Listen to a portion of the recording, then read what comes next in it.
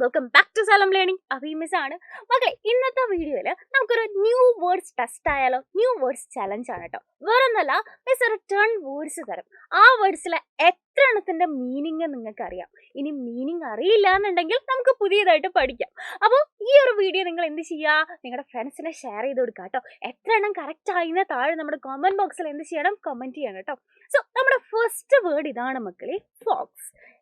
FOLKS.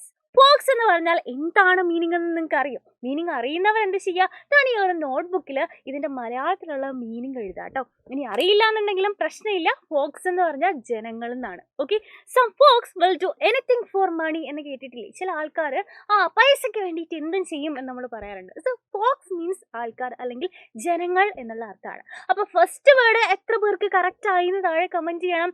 അങ്ങനെയെങ്കിൽ നമുക്ക് next word നോക്കിയാലോ? അടുത്ത വേർഡ് നോക്കിക്കേടാ, ഡ്രാഗ്.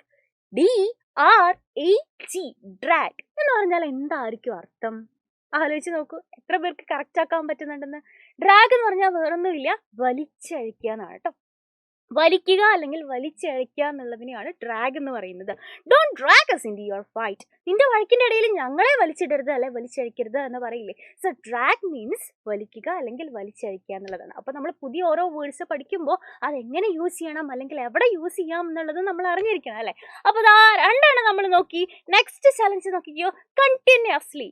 ഇത് കുറച്ച് സിമ്പിൾ ആണ് അല്ലെ. നമ്മളിത് ആ ടെക്സ്റ്റ് ബുക്കുകളിലെ പഠിക്കുമ്പോൾ നമ്മൾ കേട്ടിട്ടുള്ള ഒരു വാക്കാണ് കണ്ടിന്യൂസ്ലി.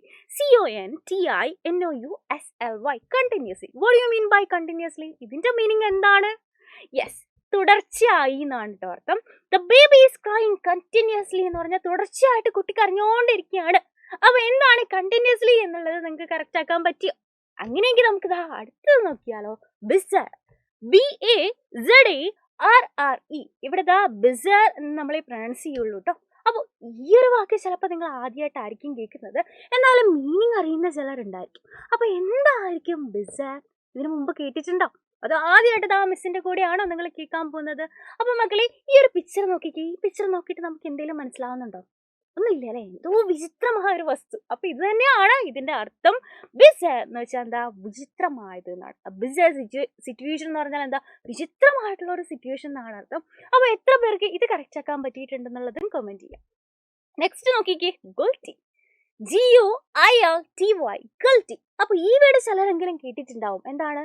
നമുക്ക് ഭയങ്കര കുറ്റബോധം തോന്നില്ലേ, ചെയ്ത് കൊടുത്തിട്ട് കുറ്റബോധം തോന്നില്ലേ, അതിനെയാണ് നമ്മൾ ഗിൽറ്റി എന്ന് പറയുന്നത് കേട്ടോ. He felt guilty about the way he had treated Har. അവൻ അവളോട് പെരുമാറിയ രീതിയിൽ അവര് തന്നെ കുറ്റബോധം തോന്നി. അപ്പൊ എന്താണ് ഗിൽറ്റി? അതിന്റെ മീനിങ് എന്താണ് എന്ന് നമുക്ക് മനസ്സിലായി. അങ്ങനെയാണെങ്കിൽ അടുത്തത് എന്താ, wept.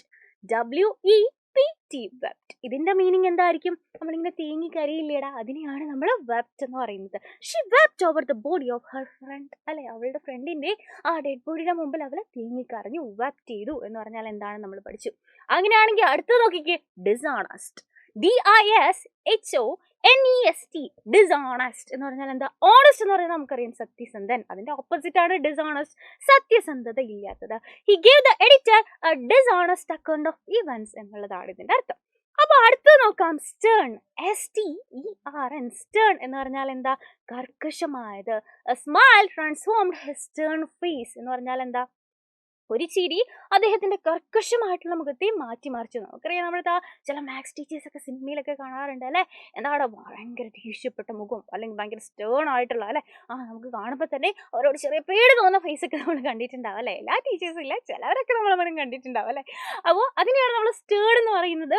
Smile transformed his stern face എന്ന് പറഞ്ഞാൽ അയാളുടെ കർക്കശമായിട്ടുള്ള മുഖത്ത് ഒരു ചിരി വന്നപ്പോൾ ആ മുഖം മാറിയെന്നാണ്. Okay, next word, get rid of. Get rid of എന്ന് പറഞ്ഞാൽ എന്തായിരിക്കും അർത്ഥം? എന്തെങ്കിലും സാധനം ഗെറ്റ് റിഡ് ഓഫ് ഇറ്റ് എന്ന് പറയില്ലേ, അതുകൊണ്ട് ഒഴിവാക്കുക എന്ന് പറയില്ലേ. അപ്പൊ അതിനെയാണ് നമ്മൾ ഗെറ്റ് റിഡ് ഓഫ് എന്ന് പറയുന്നത്. You have to get rid of your ego. നിന്റെ ഈഗോ നീ ഒഴിവാക്കേണ്ട സമയം കഴിഞ്ഞു നമ്മൾ പറയാറുണ്ട്. അതിനാണ് ഗെറ്റ് റിഡ് ഓഫ് എന്ന് പറയുന്നത്. അങ്ങനെയെങ്കിൽ ഈ വേർഡിന്റെ അർത്ഥം നിങ്ങൾക്ക് എല്ലാവർക്കും അറിയായിരിക്കും അല്ലെ. Believe. BELIEVE, believe in your self എന്ന് പറയും. എന്ന് പറഞ്ഞാൽ എന്താ? നിങ്ങൾ വിശ്വസിക്കുക അല്ലെങ്കിൽ നിങ്ങൾ നിങ്ങളെ തന്നെ വിശ്വസിക്കുക എന്നുള്ളതാണ് അതിന്റെ അർത്ഥം. ഓക്കെ, അപ്പൊ നമ്മളിതാ ഇത്രയും ന്യൂ വേർഡ്സ് നോക്കിയതിൽ എത്ര എണ്ണം നിങ്ങൾക്ക് അറിയാമായിരുന്നു, എത്ര എണ്ണം കറക്റ്റ് ആക്കി, പുതിയതായിട്ട് എത്ര എണ്ണം പഠിക്കാൻ പറ്റി, ഇതിൽ എത്ര മാർക്ക് നിങ്ങൾക്ക് കിട്ടിയെന്നുള്ളത് താഴെ നമ്മുടെ കമന്റ് ബോക്സിൽ നിങ്ങൾ കമന്റ് ചെയ്യുക. അതുപോലെ നിങ്ങളുടെ ഫ്രണ്ട്സിനെ ഷെയർ ചെയ്ത് കൊടുക്കുക കേട്ടോ.